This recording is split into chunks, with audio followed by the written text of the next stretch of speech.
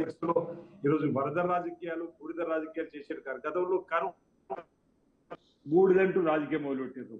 అరే నిజంగా మీరు అంటున్నట్టుగా ఈ అకాల వర్షము లేదంటే అతివృష్టికి జరిగినటువంటి ఇంత పెద్ద ఎత్తున వర్షం ఎప్పుడు రాలేదు ఆ ప్రాంతంలో. 3 జిల్లాల్లో ఉమ్మడి జిల్లాలలో ఖమ్మం కానీ లేకపోతే వరంగల్ కానీ ఆ ప్రాంతంలో ఇబ్బంది ఉందని చెప్పని సహాయక చర్యలకు సంబంధించి ప్రభుత్వం చేస్తున్న దానికి ప్రతిపక్షంలో వీళ్ళు కూడా మద్దతు తెలియజేసి వాళ్ళు కూడా సహాయక చర్యల్లో పాల్గొని ఆ తదుపరి వారంకో 10 రోజులకో మీ ఇచ్చిన హామీలు కానీ ప్రాణ నష్టం జరిగిన వారికి కానీ లేకపోతే ఇతర రైతులకు నష్టం జరిగినటువంటి వారికి కూడా ఏదైనా కార్యక్రమం చేయకపోతే వాళ్ళు అప్పుడు విమర్శ చేస్తే బాగుంటుంది. కానీ ఈరోజు మా ముఖ్యమంత్రి గారు ఆల్రెడీ బయలుదేరిపోయింది ఖమ్మం జిల్లాలో, ఉమ్మడి వరంగల్ జిల్లాలో, ఈరోజు సూర్యాపేట కానీ ఈ ప్రాంతాల్లో కూడా తిరిగినట్టు మనం అందరూ కూడా చూస్తున్నాం. దీన్ని ఈ సందర్భంగా అంటే గతం గుర్తు చేయొద్దేమో కానీ అక్టోబర్ 2020 అనుకుంటే వరదలు వచ్చినాయి హైదరాబాద్ లో.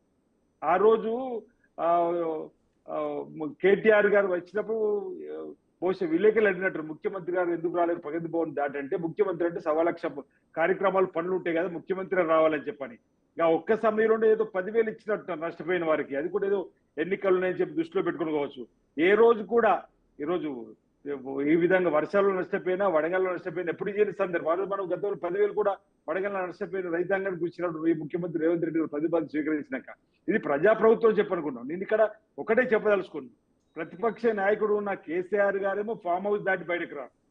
ఇప్పటి వరకు చనిపోయిన వారికి కనీసం సంతాపాన్ని తెలియజేయడానికి కూడా ఒక ప్రకటన కేసీఆర్ గారికి వెలువడలేదంటే ఏమనుకోవాలి వారు అసలు. అందుకే ఇప్పుడు ఈ రాజకీయాల్లో మౌనం విమర్శలు ఎందుకని అన్న అంటున్నాడు. మౌనముని అనేటువంటి వర్డును మా ముఖ్యమంత్రి అనడానికి అర్థం ఉంది. ఇంత ఉపరోధమో లేకపోతే ఇంత విపత్తు వచ్చినప్పుడు బాసటగా ప్రజలకు అండగా నిలబడి ప్రభుత్వానికి మద్దతుగా రాజకీయాలు పక్కన పెట్టి రావాల్సిన అవసరం ఉందా లేదా? ఆయన అమెరికా నుంచి ట్విట్టర్ల మీద ఆయన ట్వీట్ పెట్టి రాజకీయ దుమారు రేపే కార్యక్రమం. ఇక్కడ ఉన్న హరీష్ రావు గారేమో దీన్ని శివరాజకీయాలు చేసిన కోసం చేసిన ప్రయత్నంలో ఈరోజు అక్కడ ఏదో ఆంధ్రప్రదేశ్ లో ఆయన తిరుగుతున్నాడు. అరే మా ముఖ్యమంత్రి ఎక్కడున్నాడు ఇంట్లో? ఈరోజు సమీక్షలు కలెక్టర్లు 1000 బావులు 18 గంటలు కాదు, మొన్నైతే బహుశా 24 గంటలు 22 గంటలు ఉన్నట్టు నిద్ర వేయడం మా ముఖ్యమంత్రి రేవంత్ రెడ్డి గారు, మా బట్టి విక్రమార్క గారు, మంత్రులందరూ కూడా ప్రజలలో ఉండి ఈ విధంగా పనిచేసుకుంటూ పోతే మసిపూసి మారడికాయ చేసే విధంగా బట్టగాల్చి వేసే విధంగా ఎందుకు ఇలా ఓరవ లేకపోతున్నారు అంటున్నాం. ఈరోజు కష్టపడి మేము అధికారంలోకి వచ్చి ప్రజాపాలన అందిస్తూ ప్రజలు ఎక్కడ ఇబ్బందులు ఉంటే వారి కోసం కష్టపడుతున్న ఈ ప్రభుత్వం చూసి ఎందుకు ఇలా ఓరవ లేకపోతున్నారని అంటున్నా. కనీసం ఈ 8 మాసాలు ప్రజల కోసం ఒక్క మాట మాట్లాడిన వీళ్ళు ఈ విపత్తు వచ్చినప్పుడు అన్న ఒక్క మాట కేసీఆర్ నుంచి ఒక సలహా ఒక మాట కేటీఆర్ నుంచి మంచి మాట వస్తాను ఆశించడం. హరీష్ రావు గారు కూడా వాతావరణ శాఖ మీరు హెలికాప్టర్లు తెప్పించలేకపోయారు, లేకుంటే కమాండ్ కంట్రోల్ ఏమంటారు దాన్ని కాల్ సెంటర్స్ కమాండ్ కంట్రోల్ చేయలేకపోయారు అంటే అని కూడా మాట్లాడుతున్నారు. వాతావరణ శాఖ హెచ్చరించినాక మీరు హెలికాప్టర్లు తెప్పించలేకపోయారు. వాతావరణ శాఖ హెచ్చరించిన తదుపరి మా గౌరవ ముఖ్యమంత్రి రేవంత్ రెడ్డి గారి అధికార యంత్రాంగంతోని 3 రోజుల ముందు నుంచే సమావేశాలు ఏర్పడేసి అత్యవసరమైతే తప్ప ఎవరు బయటకు రాకుండా అలర్ట్ జారీ చేసి హెచ్చరికలు జారీ చేసి మంత్రులను ఎమ్మెల్యేలను కలెక్టర్లను ఎస్పీలను అన్ని వర్గాల అన్ని లైన్ల అధికారులకు ఆదేశాలు ఇచ్చి ఒక్కరు కూడా సెలవు కూడా పెట్టుకోకుండా ముందుకు పోలని చెప్పని ఖచ్చితంగా ఆదేశాలు ఇవ్వడం వల్ల పక్క రాష్ట్రం ఆంధ్రప్రదేశ్ లో కంటే తక్కువ నష్టంతో ఈ రోజు మనం ఊపిరి పీల్చుకుంటున్నామంటే ఏ ప్రభుత్వం యొక్క పనితీరు ఉంటున్నా. ఈరోజు విమానాశ్రయం మనకు అందుబాటులో లేకపోవడం జరిగినటువంటి ఇబ్బంది.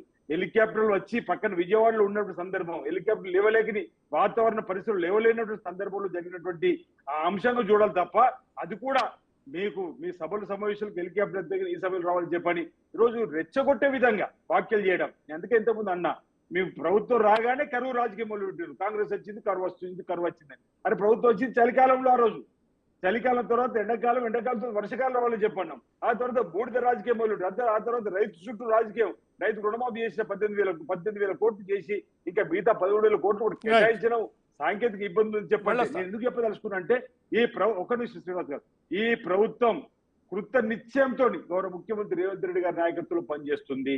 వారు రేయింబవళ్ళు స్కూల్కి వెళ్ళినట్టుగా చిన్నప్పుడు రేవంత్ రెడ్డి ఉదయం 10:30 కాగానే 11 గంటలు టంచన్ ఇంటికంచెలు బయలుదేరి సచివాలయంలో ఉంటున్నారు. ప్రతి అంశమైన చర్చ జరుపుతున్నారు. ప్రతి అంశాన్ని అవలోకనం చేసుకుంటున్నారు. ప్రతి సమస్య పైన విపులంగా చర్చించి అధికారులు చెప్పేది విని అన్ని కూడా ఈ లైన్ లో తీసుకొచ్చి ప్రజా సమస్య పరిష్కారం చేసే క్రమంలో ఇది కూడా 3 రోజుల ముందు నుంచే తెలంగాణ వ్యాప్తంగా అధికారులు అప్రమత్తం చేయడం వల్ల నష్టం తగ్గిందని చెప్పని ఈరోజు వీళ్ళు మద్దతు చెప్పి వారికి ఏవేవి నష్టపరిహారానికి సంబంధించిన సూచనలు చేయాలి తప్ప ఇది కూడా రాజకీయం చేస్తే ఎట్లండి? మరి అప్పుడు అంటే 8 మాసాలు అంటే ఎన్నికల్లో ఓడిపోయి పదిపోయిన తెల్లవారు నుంచి ఆడిపోసుకోవడమే. ఈ సమయంలో కూడా ఆడిపోసుకోవడం అనేది ప్రజలు గమనిస్తారు, ప్రజలు చూస్తున్నారు. ఇలాంటి ఈ రోజు నాకు నా 30 సంవత్సరాల రాజకీయ జీవితంలో ఇలాంటి విపత్తు వచ్చినప్పుడు ఒక ముఖ్యమంత్రి హోదాలో ఉన్నటువంటి నాయకుడు ఈ విధంగా తిరిగింది చూడలేదు. ఈ రోజు రేవంత్ రెడ్డి ఆ విధంగా తిరుగుతున్నాడు, ప్రజలలో మనోధైర్యాన్ని కల్పించిండు, అధికారులు అప్రమత్తం చేసిండు. తప్పనిసరిగా జరిగిన నష్టాన్ని ఈరోజు కేంద్ర ప్రభుత్వానికి తెలియపెట్టిన కార్యక్రమం చేసిండు. కేంద్రం నుంచి కూడా ప్రధానమంత్రి గారు కానీ హోంమంత్రి గారు మాట్లాడుకోవడం విన్నాం. తప్పనిసరిగా రాష్ట్ర ప్రభుత్వం ద్వారా కేంద్ర ప్రభుత్వం ద్వారా వారిని ఆదుకునేటువంటి కార్యక్రమం చేయడం కోసం మా ముఖ్యమంత్రి గారు నిశ్చయంతో ముందుకు పోతాడు. ఇలాంటి రాజకీయాలు చేయడం కరెక్ట్ కాదనేటువంటి మాట ఈ సందర్భంగా తెలియజేస్తాం. రైట్ గౌరీ గారు, ఇందాక నేను అన్నట్టుగా నిన్న ఒక డిస్కషన్ ఎకడమిక్ డిస్కషన్